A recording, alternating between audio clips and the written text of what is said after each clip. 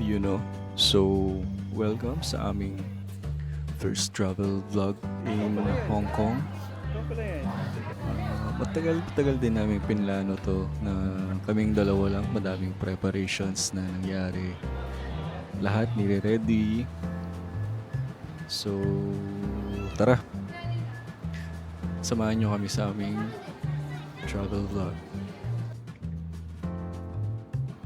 Pinayos ko yung edit ko dito. So, yan. So ngayon, nandito kami sa Clark International Airport. Habang naghihintay kami mag-open yung boarding gate tsaka aming flight, naglibat-libat muna kami and nakapasa sa immigration. We're here waiting for the boarding.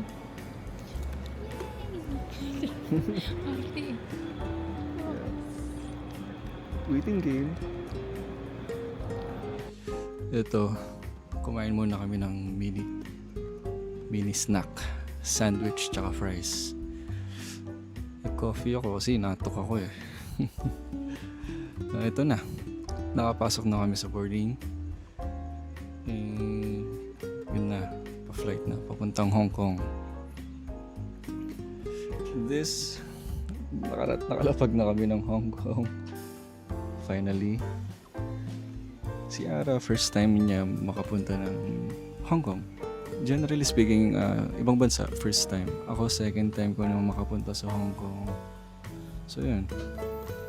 Wala na akong masyadong na-vlog dito kasi gabi na kami nakarating. Kumain na lang kami ng McDo pagkadating sa hotel.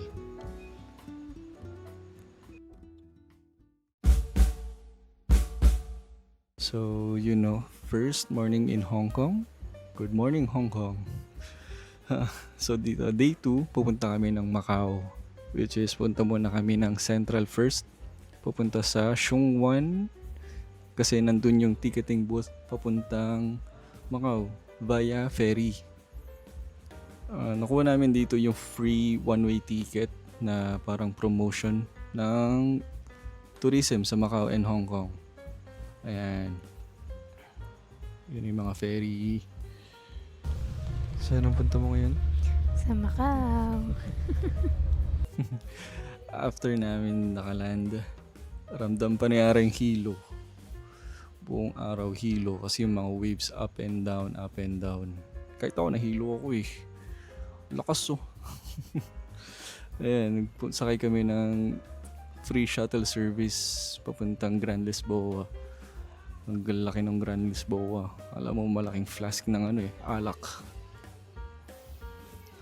Tapos yan, ako may shades. Si Ara, paglapag ng bus, wala na yung shades niya. Tayo dyan. Ayan, naghahanap kami ng makakain. Di namin alam sa kami kakain kasi hindi namin alam yung mga price. So, yun, ending, Jollibee. Testing namin tong Jollibee sa ibang bansa. Which is, meh. Hindi ko lang ma-judge kung ano yung lasa. Pero malayo sa Jollibee in Philippines. Ayan, nandito na kami sa Senado Square. Sobrang daming tao, napakainit. Kada stop, hinto kami ng mga free taste. Then ito, papunta kami dun sa may trending na cafe shop. Which is, mga edible na cups. Yun, yung may pistachio tsaka raspberry. Sarap. Ito, punta kami ng Venetian. Mga bandang lagpas lunchtime na to. Dito muna kami nag-stop sa may trending na escalator. Cue the music.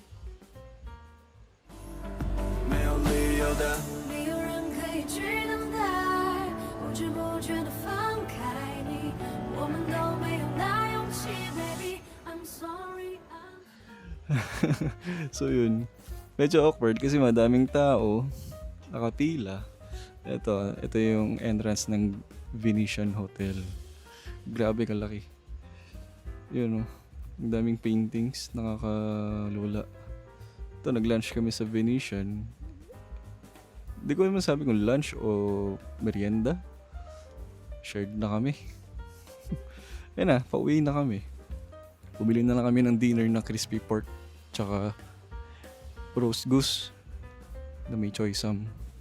Ang ending, hindi nagustuhan ni Ara yung lasa ng roast goose. Ewan ko bakit.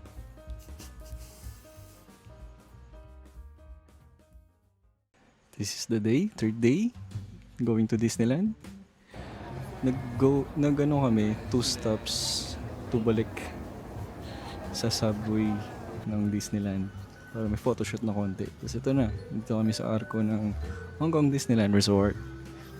Mainit, sobrang init, aga pa lang. Eh, meron kasi kaming early pass ticket kaya limited lang yung 1 oras na early namin. Kaya nilibot namin lahat agad. Una, punta kami ng Frozen. Tapos yun, sobrang init na nakakabaliw yung init. Buong araw, pawis. Ang ganda ng Frozen Ever After. As after na, nandito kami sa Toy Story Land. Konting picture kay Rex. Tsaka kay Woody. Ito na, kumain kami lunch sa banquet hall. And waiting kami sa parade. Haba ng niyan, daming tao. And traffic konti. Pero mahaba-haba yung parade. Tagal. Which is worth it naman. Worth it yung init, worth it din yung pagod. Nakita lahat yung mga characters na nakikita lang natin sa sa Disney. Talagang nahila ang aming inner child ni Ara. Lalo na si Ara. Ayan. After nandito kami sa Iron Man experience. Kami, solo photoshoot with Iron Man. Ang wholesome ng mga crew nila dito. Ang babait. Sila yung nag-a-assist sa amin lahat. Picturean kami sa sarili naming phone. Yan, after nun, pahinga kami konti. Punta kami ng It's a Small World. Balik sa pagkabata pag sumakay kami dito.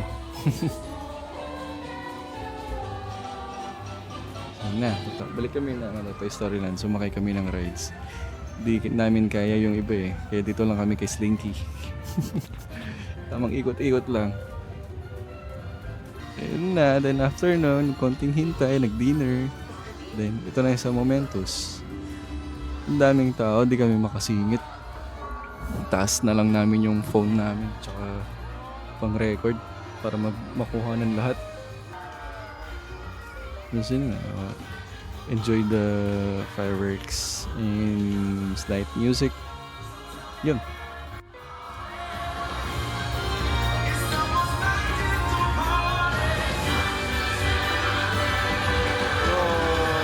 If family and friends fill your heart,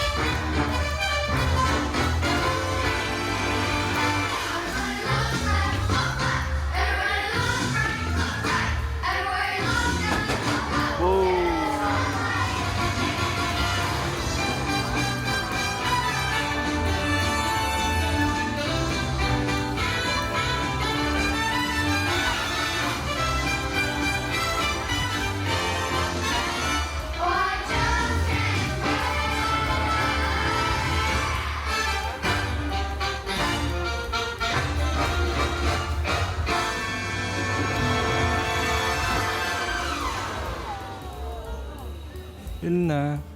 After uwi na, konting picture ulit sa arko. Uwi. Yan, pag-uwi. Tulog. Pag-uwi. Ayun, day 4. Punta kami ng Central. Bumili kami ng bakehouse. Then, kumain kami sa Lanfong yun. Try namin yung Hong Kong style breakfast. Then, lakad-lakad kami. Papunta kami ng Pic Tram. Ayun, pasakay na kami. Paakyat.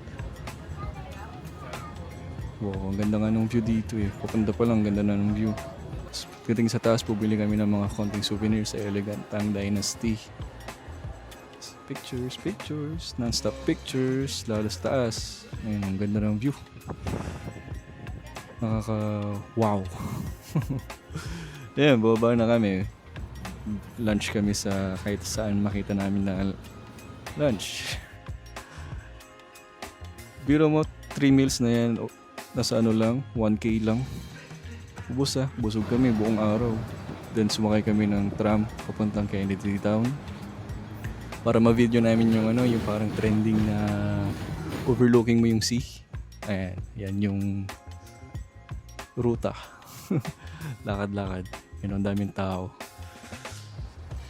Wow, yan yung ano, yung view na pinuntahan namin.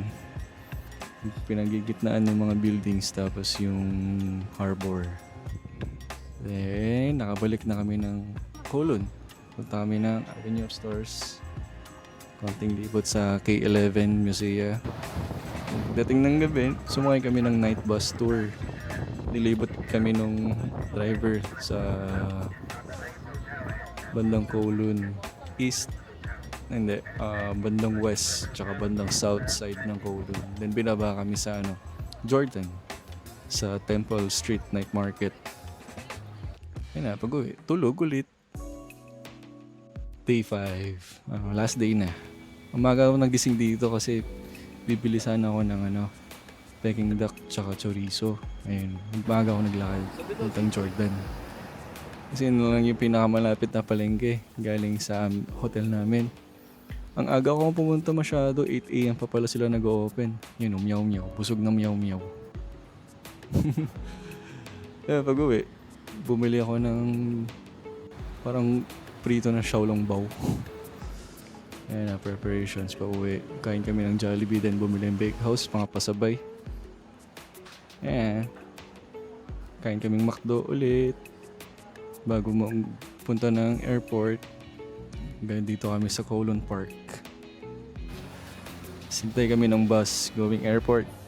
Ayun na, bili ng souvenir konti sa Hong Kong Disneyland na shop sa airport. And yun na, boarding na kami. Going to Philippines. So, magdadump na lang ako ng mga pictures namin. Okay, bye-bye. So, ulitin ulit na travel.